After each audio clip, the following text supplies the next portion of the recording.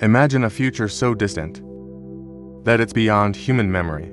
A time when even time itself feels stretched thin. When the sun can no longer meet our needs.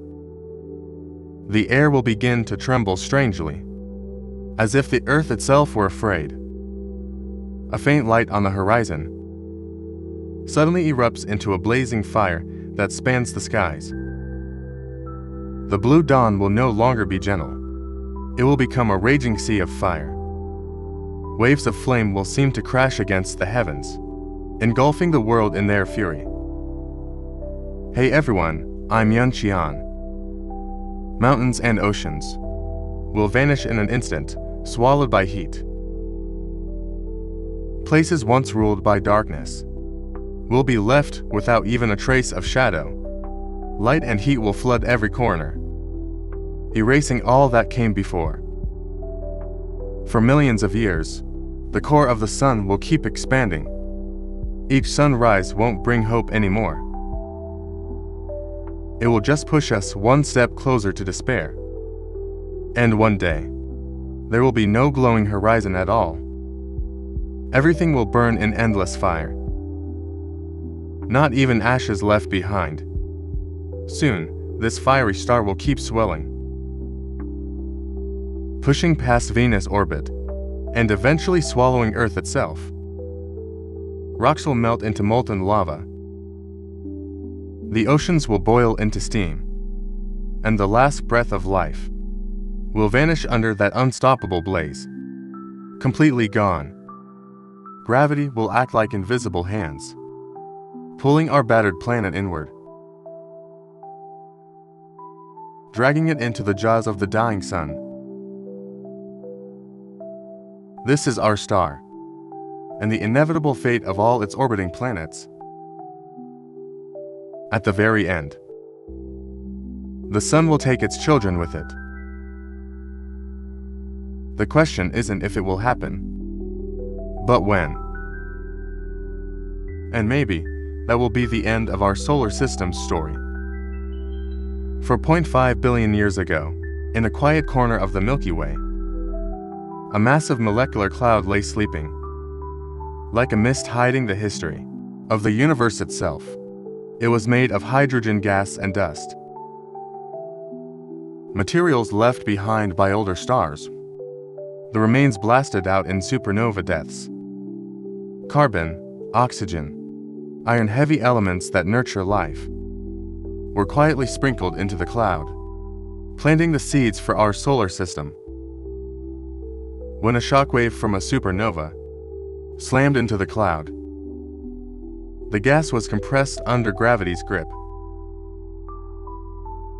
Dense clumps began to form, shrinking tighter, spinning faster and faster as they collapsed. At the heart of one clump, pressure and heat kept rising, until, quietly, a star was born, wrapped in thick layers of dust. It could only glow faintly in infrared light, like a newborn hidden in a cosmic cradle. Matter spiraled inward, feeding the young star in a whirlpool flow.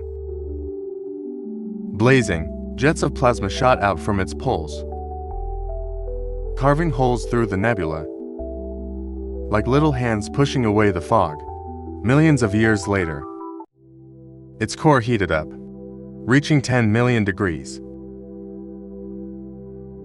Hydrogen atoms began fusing into helium, and at that moment, the star lit its nuclear engine, officially starting its life. Once nuclear fusion stabilized, the sun entered its main sequence stage, a long, steady phase that will last billions of years. Its light pushed away the leftover gas, leaving behind a disk where planets could form. This was the beginning of our star's journey.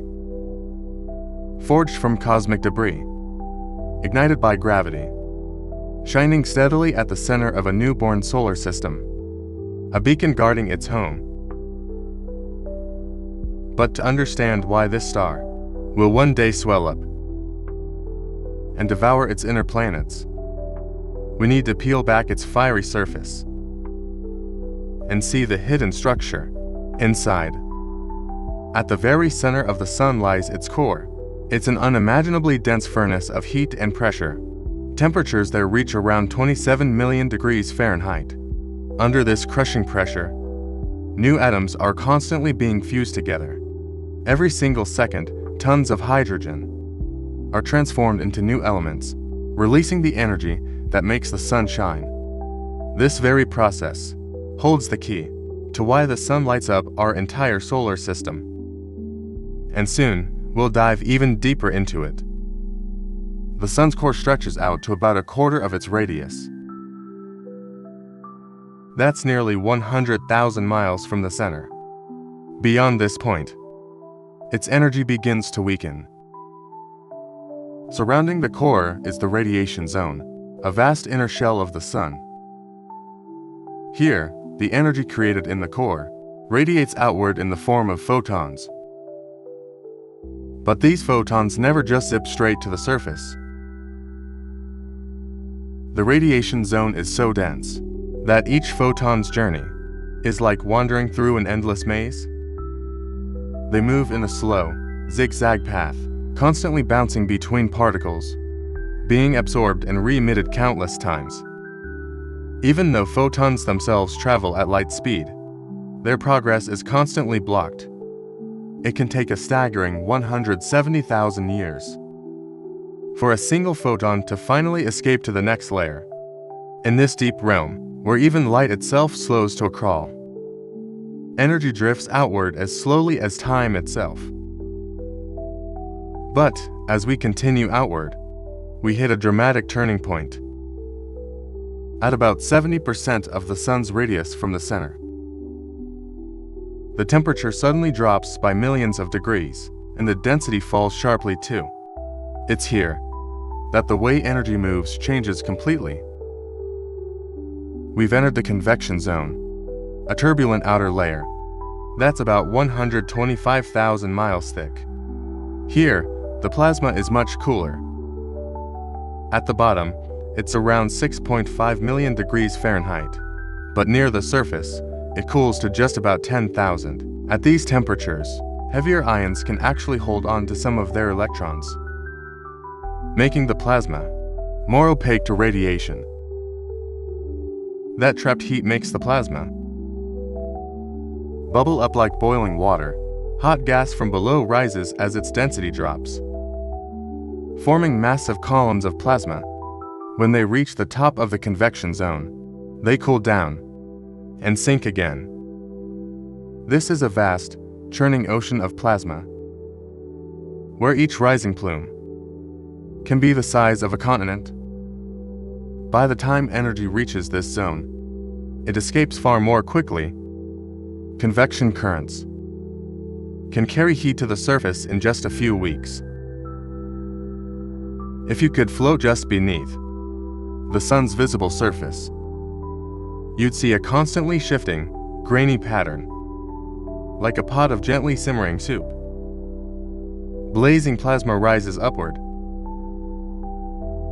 while cooler plasma sinks back down.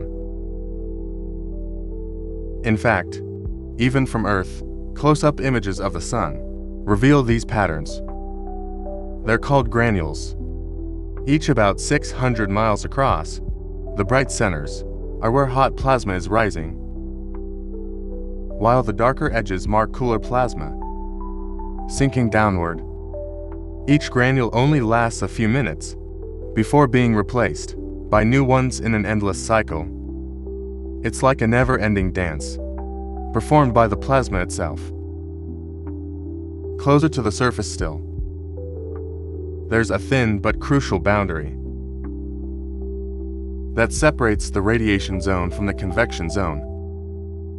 This is the Tachik line. It's a shear layer, a tilted boundary where the Sun's internal rotation suddenly shifts. Deep inside the radiation zone, the Sun spins almost like a solid ball, taking about 27 days to rotate once. But in the convection zone above, the rotation works very differently. Near the equator, it spins faster, taking only about 24 days. And the closer you get to the poles, the slower the spin, the longer the cycle, up to 34 days. There's a special layer called the tachyon line, sitting about 0.7 solar radii from the core. Here, the difference in rotation speeds creates powerful shearing forces. Scientists believe this is where the sun's magnetic field is born. Currents in the conductive plasma act like invisible hands, stretching and amplifying magnetic loops. In essence, the tachyon line is the sun's magnetic dynamo. The twisting and tugging of magnetic field lines here creates the global magnetic field across the entire star, driving the sun's activity cycles. From this thin, invisible boundary emerge everything from sunspots to massive solar storms. They're the hidden forces the sun unleashes on the cosmos. Following the rising convection currents upward, we eventually reach the photosphere, the sun's visible surface, the glowing disk we can actually see. Technically speaking, it's not a solid surface at all, but a thin layer of gas about 250 miles thick. Here, the plasma is thin enough that photons can finally break free and escape into space. Those beams of light, which have traveled hundreds of thousands of years from the core, burst out from this very layer and race across the solar system at light speed, illuminating every planet. The photosphere averages around 10 degrees Fahrenheit. That's far cooler than the blazing core, yet still hot enough to make metals glow white hot. Here we see sunspots, filaments, and granules, all features visible through telescopes. Take sunspots, for example. Those dark patches that mark disturbances in the sun's magnetic field. They're like strange markings on the skin of a gem beast, formed by intense magnetic fields. Their temperatures are much cooler than the surrounding areas. The magnetic fields of sunspots suppress convection, blocking the upward flow of hot gases, making the regions darker and cooler, standing out in stark contrast to the bright surface around them. Sunspots usually appear in pairs or clusters, with opposite polarities, clear markers of magnetic flux tubes stretching outward from deep within the sun. It's like porcelain needles hidden inside the star. They can last anywhere from a few days to a few weeks, and some grow larger than Earth itself.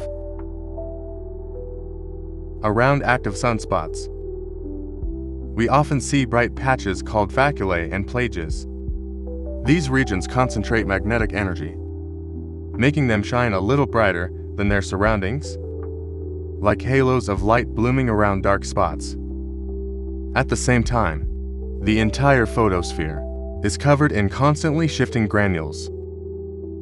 Each granule is a searing plasma cell about the size of Texas, forever forming, fading, and reforming in endless cycles. Above the photosphere lies the solar atmosphere, which extends into two more key layers: the chromosphere and the corona. The chromosphere, a fragile region just above the photosphere, is only a few thousand miles thick. Because the photosphere is so bright, the chromosphere is usually invisible. But during a total solar eclipse, it appears as a thin rim of ruby red light, like the sun is wearing a crimson necklace. Surprisingly, the chromosphere gets hotter the higher you go.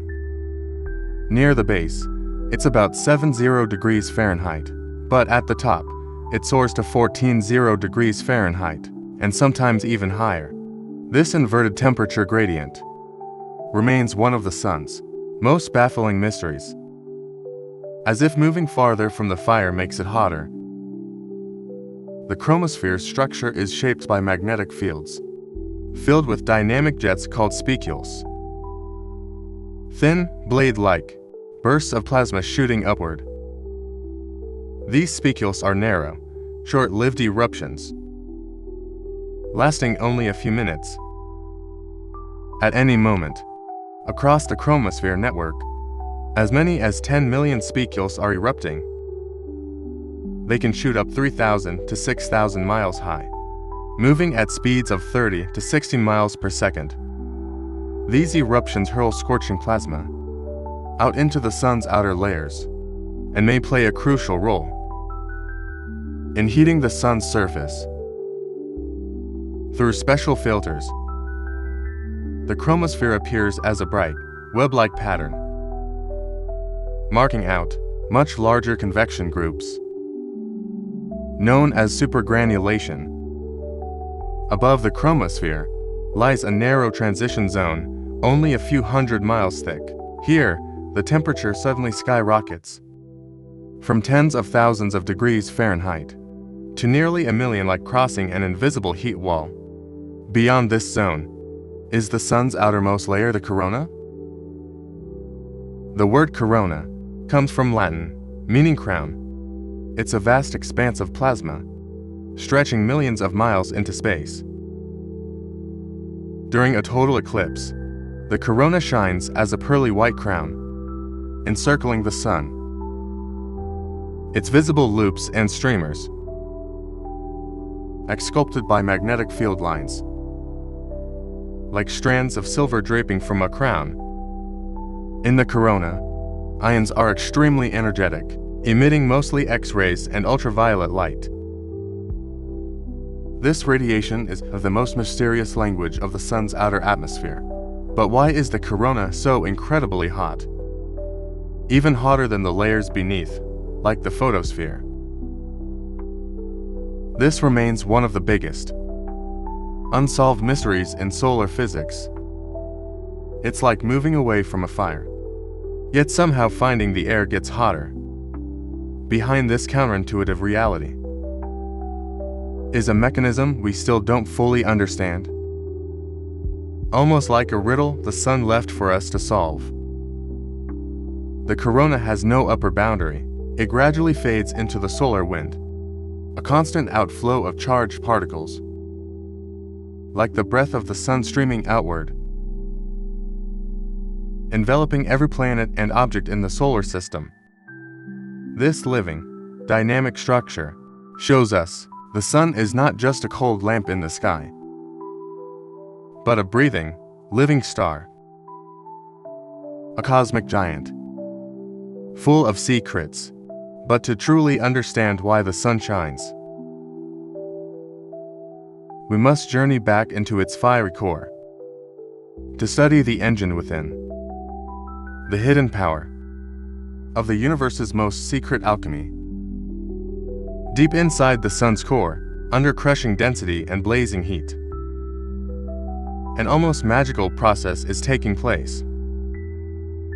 Hydrogen atoms fuse. And here, Einstein's famous equation, E equals mc, comes to life. Mass is transformed into energy, becoming the source of the sun's brilliance. The dominant cycle in the sun is called the proton-proton chain. This series of nuclear reactions might sound like dry science jargon, but in reality, it's the story of how sunlight is born. A cosmic drama, playing out in the sun's heart every single day. Picture two protons, essentially bare hydrogen nuclei, racing through the chaos of the core. Normally, they behave like two north poles of a magnet, both positively charged and repelling each other strongly, never able to touch. In fact, according to classical physics, protons in the sun's core should never overcome this barrier, let alone fuse. At the sun's temperatures, the chance of two protons getting close enough to fuse is virtually zero. And yet, the sun still shines, still pours energy into the cosmos. This apparent contradiction is resolved in the strange, elusive world of quantum mechanics, protons are not just particles. They are also waves. Their positions blur in the quantum haze, becoming uncertain. This makes possible a phenomenon called quantum tunneling, where particles can slip through barriers of energy that classical physics says should be impossible to cross. It's like finding a hidden trapdoor in space and time. Inside the sun's core, this means that even with an incredibly tiny chance, protons can still get close enough for their quantum wave functions to overlap, tunneling through the repulsive energy barrier. It's as if luck unique to the quantum world lends a hand. They find this secret pathway and finally fuse together. And when they fuse, something extraordinary happens. They merge into a heavier atomic nucleus. This remarkable event is the very first step in the proton-proton chain. During this process of fusion, one proton is transformed into a neutron through the weak nuclear force, forming a deuterium nucleus. This reaction releases a burst of energy in the form of a positron and an almost massless particle known as a neutrino.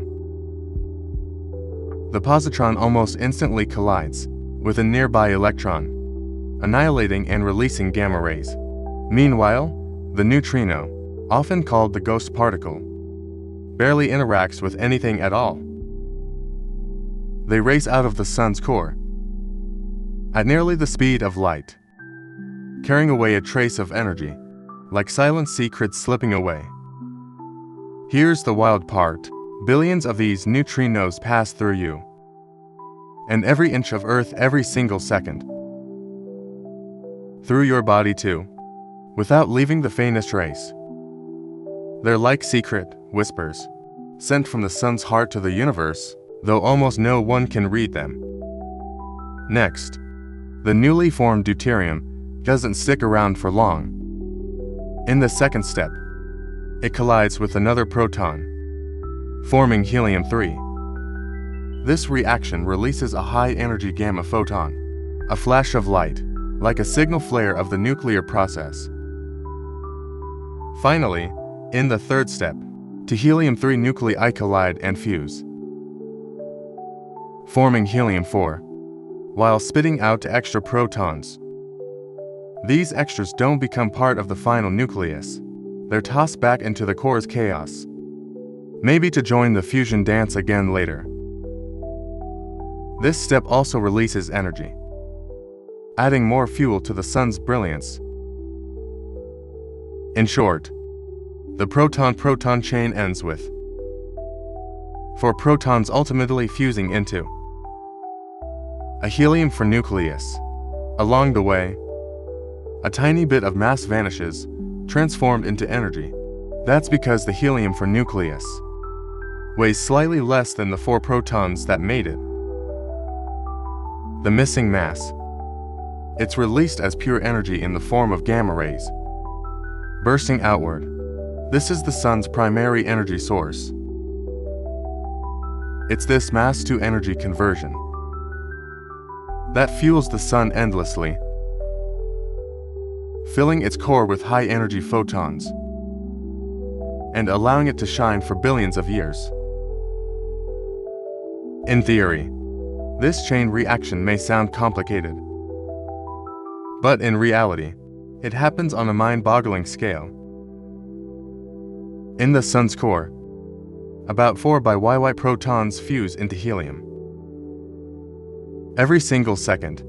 To put it simply, that's like hundreds of millions of tons of hydrogen fusing per second. The energy unleashed is absolutely staggering.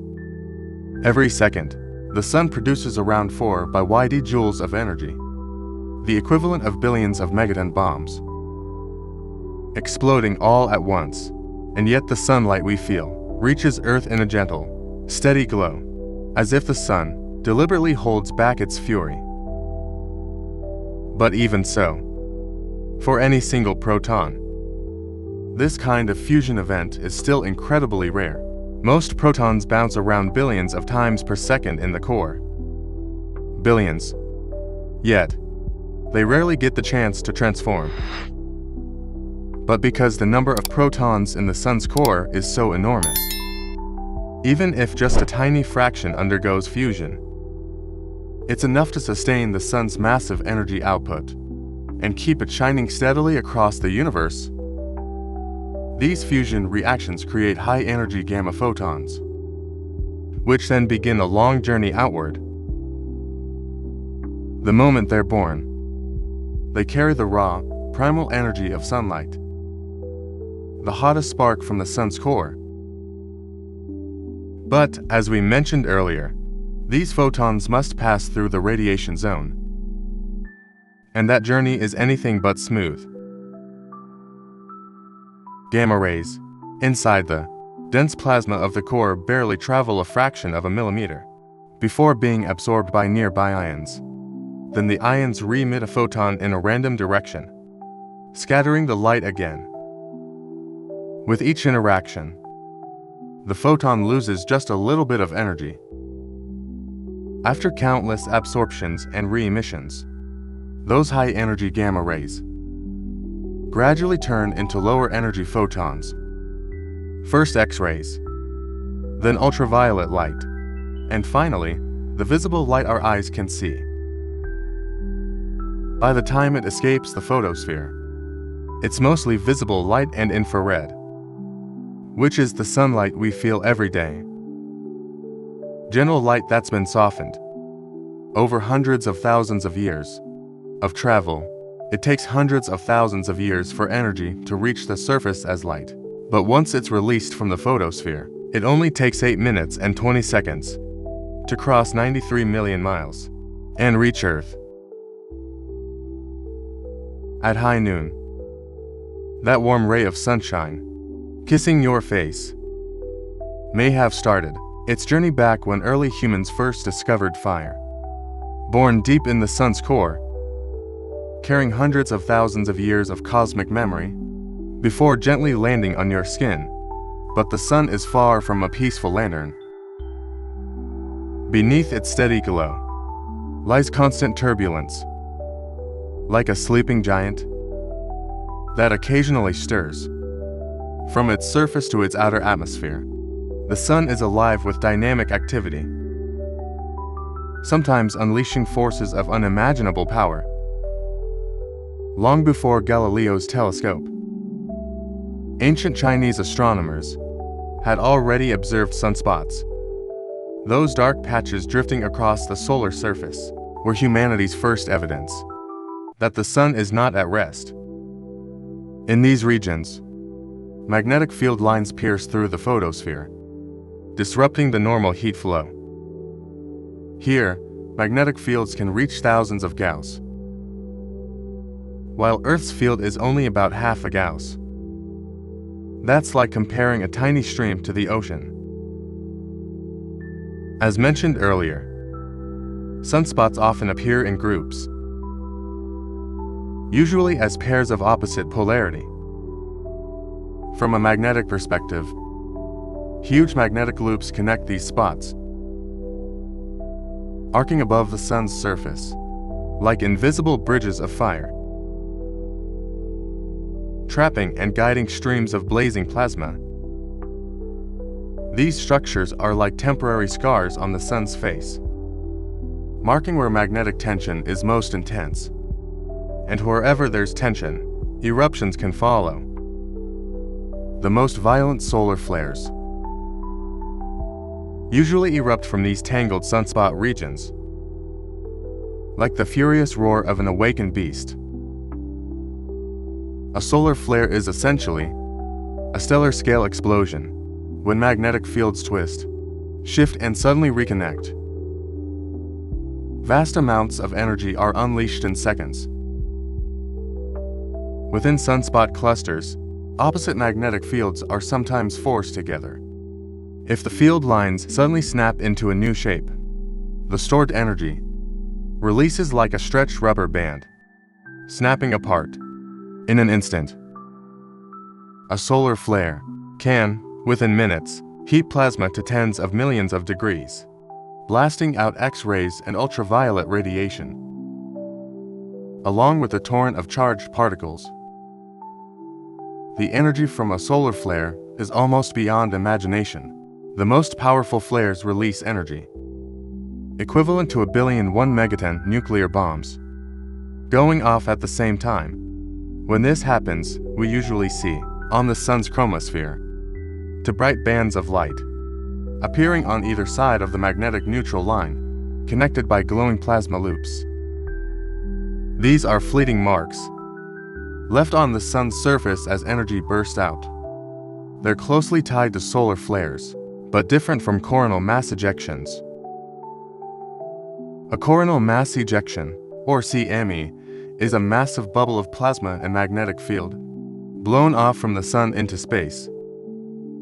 They often happen alongside flares or filament eruptions, like the sun spitting out a giant ball of fire. When one of these enormous, magnetized plasma loops or filaments destabilizes, it breaks free from the grip of the sun's magnetic field and hurls billions of tons of matter into the solar system. As ACME expands outward, its size can actually grow larger than the sun itself. Yet the plasma inside is still incredibly thin, like a giant but weightless cloud of fire. A CME blasts outward at millions of miles per hour, and in some cases, they've been clocked at 1,200 to 2,000 miles per second, much faster than the average solar wind. When one heads toward Earth, it creates a space weather event. 1 to 3 days later, that cloud of plasma and its embedded magnetic field slam into Earth. It's an invisible collision with our planet. Bang! Through flares and CMS, our star can directly affect Earth, impacting our technology systems. Every time the sun flares up, it can set off chain reactions down here. When fast-moving charged particles and shockwaves from the sun smash into Earth's magnetic field, they can trigger geomagnetic storms. The most harmless and most beautiful result is the aurora. In the north, we see the aurora borealis. In the south, the aurora australis. They're caused by high-energy particles spiraling along magnetic field lines, colliding with Earth's upper atmosphere. These particles excite gases in the air, making them glow just like neon lights. Green curtains of light ripple across the polar skies, sometimes joined by red, blue, or violet hues, a living painting across the heavens. It's the sun's way of throwing a tantrum, but leaving Earth a breathtaking gift, a direct reminder of its power. But solar storms can also bring far more dangerous effects. Intense geomagnetic storms disrupt the ionosphere and upper atmosphere, messing with radio communications and GPS signals. Technology on Earth can quickly descend into chaos. Currents can even be induced in power lines, pipelines, and other long conductors. These are called geomagnetically induced currents. For example, a massive solar storm in March 1989 triggered such currents on a huge scale, knocking out the power grid. Across Quebec, Canada, millions of people were left without electricity for 12 hours. And the auroras from that storm were seen as far south as Florida, an incredible display far from the poles. The sun's influence is deeper and farther reaching than we imagine. Looking back even further, in 1859, a solar storm known as the Carrington event was the most violent ever recorded. Telegraph lines sparked on their own, even setting paper in telegraph offices on fire, as if the sun had reached down with fiery fingers to touch Earth. Scientists warn that if a Carrington-class storm hit today, the consequences would be devastating. Massive blackouts could last weeks or even months. Satellites could be fried, navigation systems knocked out, and radio communications silenced. Our tech-dependent civilization is far more vulnerable than it was in the 19th century, and much more at the mercy of the sun. Back in 2012, we narrowly dodged disaster. A Carrington-class coronal mass ejection erupted from the sun. But luckily, Earth wasn't in its direct path. It swept right across Earth's orbit, missing us by just a few days. Had it hit, that July 2012 storm could have gone down as one of the most severe natural disasters in human history. Solar flares aimed at Earth, together with CMS, can disrupt satellites, astronauts, airlines, and even power grids. Intense radiation and streams of charged particles can short out satellites or permanently fry them. And the magnetic fields from strong CMS can crush Earth's magnetosphere, inducing currents strong enough to burn out grid transformers. Once those are destroyed, repairs could take months or even years. Even moderate solar activity heats the upper atmosphere, increasing drag on satellites in low Earth orbit. For example, a relatively minor geomagnetic storm in February 2022 caused dozens of newly launched small satellites to encounter denser atmosphere than expected, knocking them out of orbit, where they burned up in the atmosphere. One flicker from the sun can reduce humanity's hard-won technology to ashes. And here's the scary part: astronauts aboard the International Space Station, or future missions to the Moon and Mars, without Earth's atmosphere as protection, would face massive radiation spikes. During such events, space radiation remains one of the toughest challenges in deep space exploration. This shows us monitoring space weather isn't just about science. It's about protecting infrastructure and keeping humanity safe. We have to keep a close eye on the sun's moods, so we're ready before it throws a tantrum. To the casual observer, solar activity may look random and unpredictable. No clear pattern at all. But after decades, even centuries of study, astronomers discovered an amazing rhythm. The sun cycles, almost like seasons, between active and quiet phases. This is most obvious in the rise and fall of sunspot numbers. Sunspots increase and decrease on roughly an 11-year cycle. At the peak of a cycle, within weeks, hundreds of sunspots can pepper the surface of the sun, like freckles, suddenly spreading across skin. But at the low point, days or even weeks can pass without a single sunspot in sight. The sun looks eerily calm, like a giant beast in deep sleep. This cycle was first discovered in the 1840s by Samuel Heinrich Schwab. And ever since detailed records began, it's held steady. Today, we call it the 11-year solar cycle, or the Schwab cycle. At solar maximum, the sun's magnetic activity peaks, and space weather effects grow stronger. Solar flares and CMS erupt more frequently, and Earth faces more geomagnetic storms. Strangely enough, even though the sun is covered with dark spots during this time, its overall brightness and visible radiation actually increase slightly. That's because the bright areas around sunspots outshine the darkening effect of the spots themselves, raising the sun's total output by about 0.1%. During solar maximum, the surface churns with streams and flows, looking especially restless, geomagnetic storms strike more often, and auroras appear at lower latitudes, giving more people a chance to see the spectacle. So, what drives this cycle? Scientists believe this has to do with how the sun's magnetic dynamo charges up. Roughly every 11 years, at the peak of the cycle, the sun's magnetic field flips over. Its north and south poles swap places. It's like a giant magnet suddenly turning around.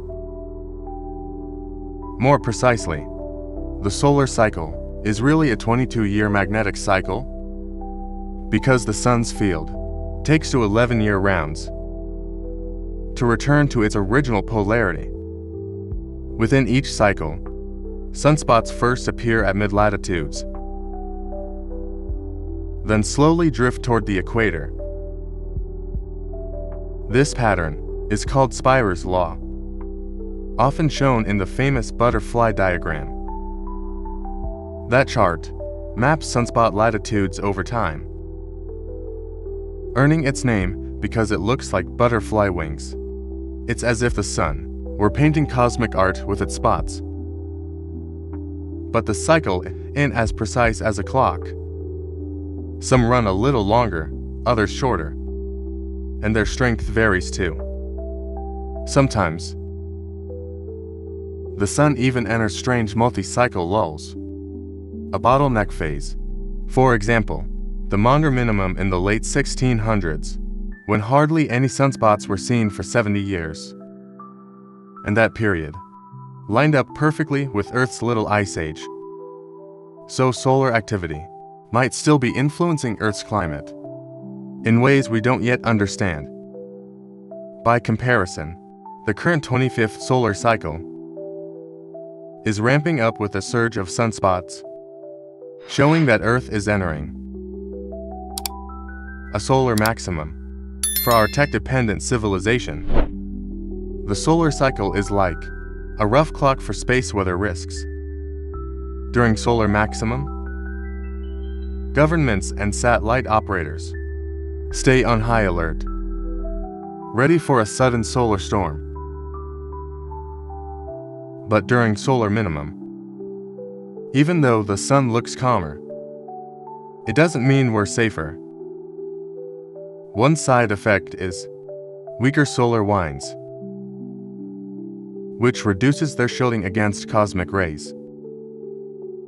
That means more high-energy particles from distant supernovas can stream into the inner solar system and reach Earth.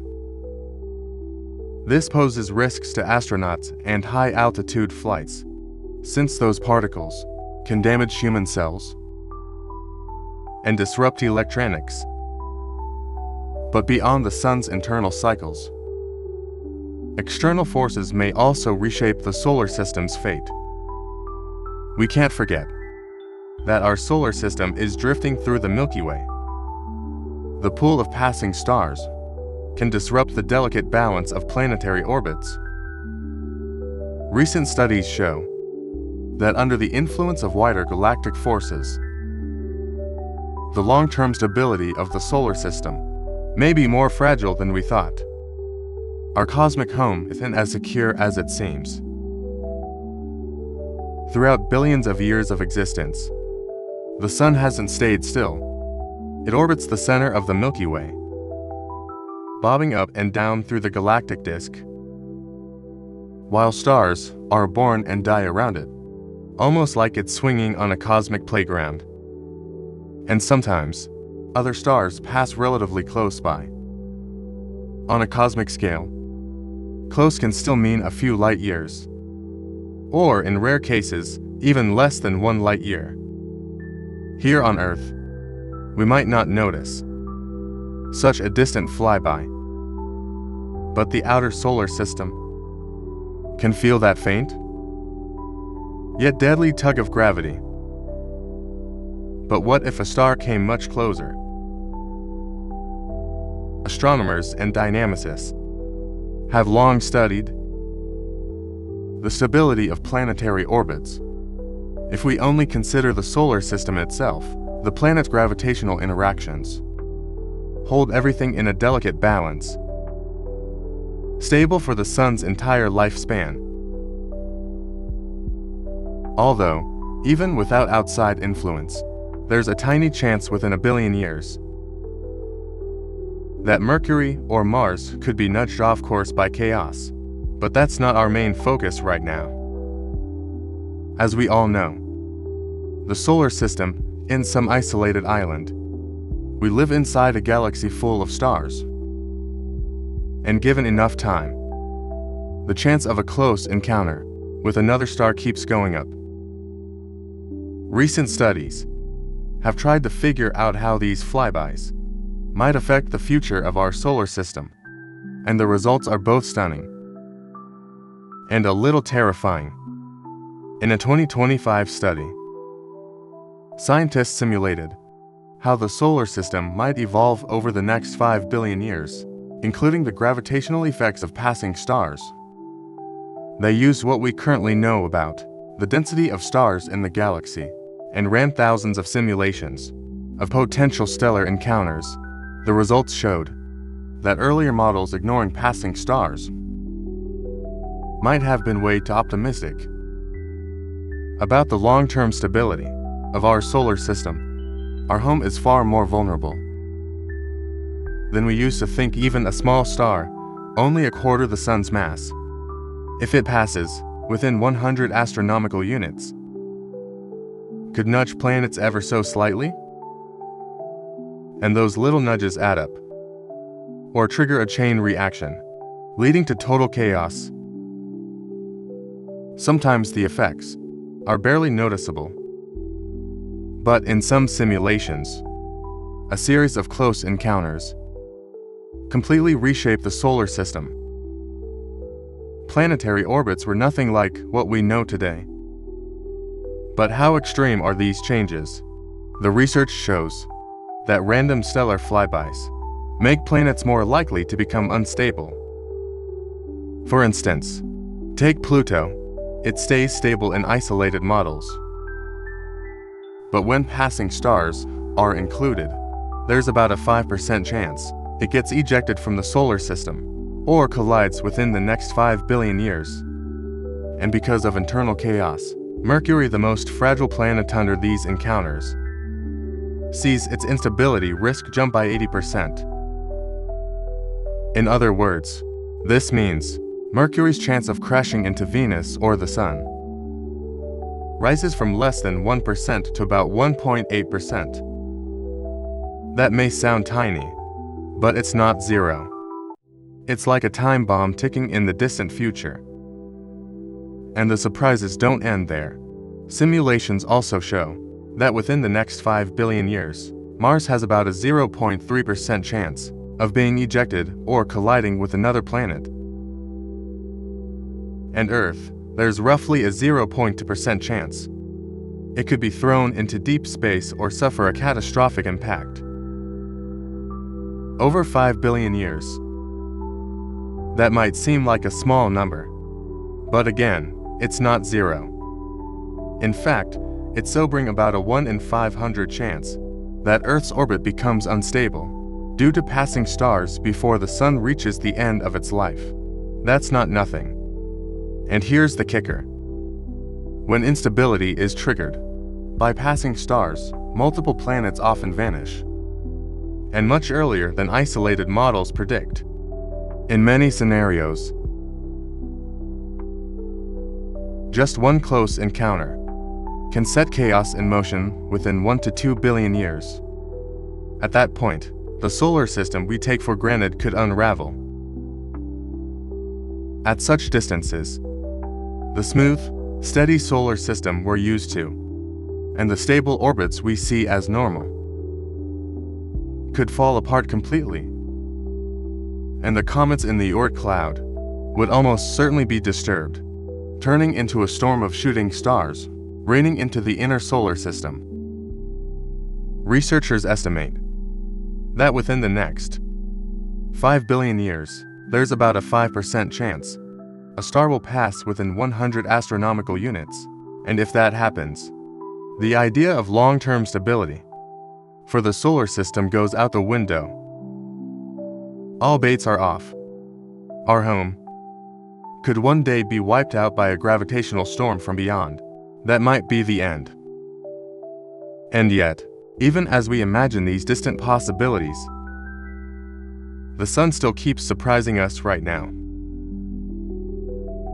With new telescopes and ever-advancing observatory technology, we're peeling back the layers, catching glimpses of the sun's behavior in the tiniest detail, seeing it in ways no human ever has before.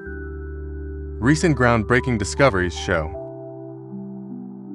that even the sun's calm-looking surface hides astonishing patterns we never expected.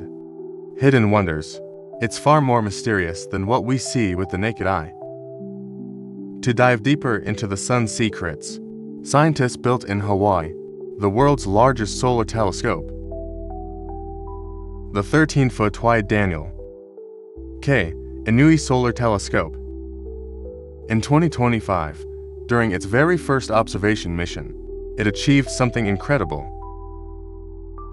It captured the clearest images ever of the sun's surface, revealing ultrafine magnetic structures only 12 to 30 miles wide. To put that in perspective, 12 miles, about the length of Manhattan Island, and compared to the sun's million-mile diameter, that's vanishingly small, like spotting a single hair on the surface of a basketball. These tiny magnetic threads ripple along the edges of the sun's granules, appearing as alternating bright and dark stripes, stretching across the tops of convective bubbles in the photosphere, almost like intricate patterns embroidered on the sun's surface. So, what are these stripes? The research team explains. They're created by sheet-like magnetic curtains crossing granule boundaries. Here's how it works. Hot plasma rises inside a granule, then sinks down in the cooler, surrounding lanes. As this happens, magnetic fields form vertical sheets like curtains. Light passing through these sheets gets modulated. If the field is slightly weaker, the light looks dimmer. If it's stronger, the light looks brighter. Brighter here, dimmer there. The result? Dark and light stripes at the edges of granules, revealing subtle magnetic changes across just a few dozen miles. In essence, this is the smallest magnetic fingerprint we've ever directly observed on the sun. Basically, it's the sun revealing its most hidden magnetic signature, the tiniest of clues. And although high-resolution simulations predicted these features, only now have we actually seen them. Almost like the sun has finally shown us its microscopic face. These magnetic curtains may play a role in how energy travels upward to the sun's surface, and the fact that the magnetic field is structured on such a fine scale might be the key to solving bigger mysteries. These small magnetic ripples could add up, heating the chromosphere or the corona, or be even triggering major eruptions. The Inouye telescope team stresses, understanding these fine-scale fields is crucial for predicting space weather more accurately. The more we learn about the sun, the better we can protect ourselves. But even as we decode the sun's present behavior, we can't help but look ahead. What fate awaits our star when its fuel finally runs out? Because the chapters ahead are bound to be dramatic, and for the planets of the solar system, possibly devastating. A fate no one can escape. Right now, the sun is in the middle of its life, settled comfortably in the main sequence stage, where it steadily fuses hydrogen in its core. But like every star, its core fuel will one day run out. And when that happens, the balance it has maintained will collapse. In about 5 billion years, long after human civilization has faded into cosmic dust, the sun's hydrogen core will finally burn out. About 5 billion years from now, when human civilization is nothing more than a legend lost in cosmic dust, the hydrogen in the sun's core will run out. it'll all be turned into helium ash. What comes next is a dramatic transformation that will play out inside our star. Once hydrogen fusion stops, the outward pressure drops, and gravity takes over, pulling the core inward. That collapse triggers something surprising. The core actually gets hotter. At the same time, just outside the core, a shell of hydrogen that was once too cool to fuse will ignite as the temperature keeps climbing. So, while the inner helium core shrinks, that thin outer shell suddenly becomes the sun's new power source, almost like it's switched on a backup fuel tank. The energy from shell fusion is actually stronger than core fusion ever was. And that extra power makes the sun's outer layers balloon outward. The sun transforms into a red giant. Its outer shell keeps expanding, its glow shifting to a deep, dark red, like a dying fireball, burning wilder than ever. Over tens of millions of years, the sun's radius will swell by dozens, maybe even hundreds of times. At its peak size, the sun's radius could stretch to nearly 1 astronomical unit, the very distance between Earth and the sun today. In that scenario, Mercury and Venus will be swallowed whole by the expanding star, obliterated in its flames. But Earth's fate, that's hidden in a haze of uncertainty. Some say it might narrowly avoid being engulfed, only to be trapped inside the sun's bloated atmosphere, slowly roasted into scorched rock. Others believe the drag from the sun's outer gases will gradually pull Earth inward, like a leaf spiraling down into a fire, eventually plunging into the sun itself and vanishing in its inferno. Either way, the end result is total destruction. But long before the sun actually swallows Earth, its growing brightness will already be evaporating the oceans, turning our seas into steam that escapes into space. Radiation will strip away Earth's atmosphere, leaving the blue planet a barren, lifeless rock, no longer a cradle of life, but an abandoned wasteland. In its red giant phase, the sun's helium core keeps shrinking and heating up until it hits a critical threshold at around 100 million degrees. Helium fusion will finally ignite. For a star like the sun, this happens in a violent burst known as the helium flash. Helium suddenly fuses into carbon in a furious explosion that lasts only minutes, until the core expands and cools, settling into a new balance. It's like a brief, wild heartbeat at the end of the sun's life.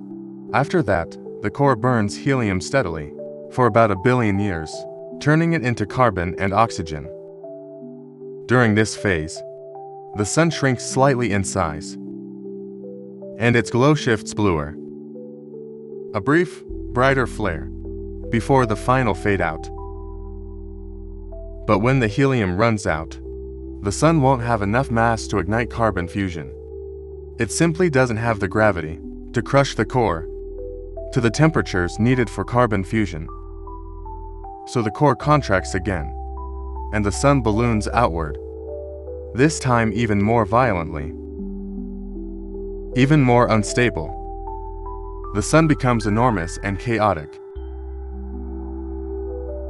And in its dying phase, it sheds huge amounts of mass. Pulses and fierce stellar winds blow its outer layers into space bit by bit, like a star peeling off its skin. In its final struggle, our sun will completely cast off its outer shell, leaving behind only a searing core. That exposed core will blaze with powerful ultraviolet radiation. the expanding gas all around begins to glow with light. This creates what we call a planetary nebula, though the name is a bit misleading, because these glowing shells around dying stars have nothing to do with planets. One day, our sun will release its own magnificent nebula into space, like a shell made of colorful layers of gas, slowly expanding through the cosmos. Over tens of thousands of years, that nebula will keep spreading, illuminating the rings around the star, becoming a fleeting yet breathtaking sight in the universe. It will be the sun's final gift to the cosmos. And knowing this, there's a strange and haunting kind of beauty. Here we stand on Earth, bathed in the light of a star still evolving. This star links us to the dawn of the universe and to the ending of the solar system's story. It ties us all together. Every calcium atom in our bones was born in the heart of some star. Every photon that makes the leaves turn green was trapped in the sun's furnace for hundreds of years. Before finally reaching Earth, we are, in every way, children of the sun. It forged our bones from cosmic dust. And with light imprisoned for centuries, it nourished every green leaf on Earth. As long as it keeps shining, life on Earth will have the chance to continue in its glow, writing more untold chapters of life's mysterious story.